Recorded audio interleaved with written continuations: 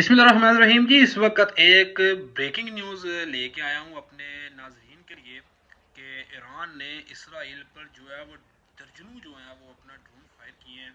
तो इस खबर की जो तस्दीक है वो इसराइली फ़ौज, अरब मीडिया और वाइट हाउस की जानिब से जो है वो मुकम्मल तौर पर कर दी गई है। और कुछ रोज़ कबल जो है वो ईरान ने बाकायदा तौर पर इसराइल को वार्न किया था कि हम चंद दिनों तक जो है वो इसराइल पर जो है वो ड्रोन हमले करेंगे। तो आज जो है वो उसने मुकम्मल तौर पर अपना अपना जो वादा था, जो उसने वांट किया था, इसको पूरा कर दिया है। तो इसी के साथ साथ जी अमरीकी सदर जो है जो बाइडन, उन्होंने कौमी सलामती के हवाला से अहम इजलास जो है वो तलब भी कर लिया है। और जो बाइडन जो है वो चंद लम्हों तक अपनी जो कौमी सलामती के हवाले से जो उसने इजलास तलब किया है, तो उसके हवाला से जो है वो चंद लम्हों के बाद जो है ख़िताब भी कर सकते हैं।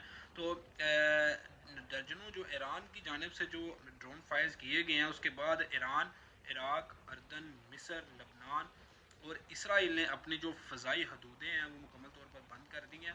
तो इसके साथ एक और आपको मैं ब्रेकिंग न्यूज़ देता चलूँ कि जब ईरान ने अपना इसराइल को वार्न किया कि हम आप पर जो है वो हमला कर सकते हैं, तो उसके बाद जो कुवैत, सऊदीया और कतर, इन्होंने कहा था कि अगर ईरान जो है वो इसराइल पर हमला करता है तो हमारी तरफ से किसी किस्म की जो है वो कार्रवाई नहीं की जाएगी। और हमारी जो तरफ है वो मुकम्मल तौर पर ईरान को ही हम सपोर्ट करेंगे।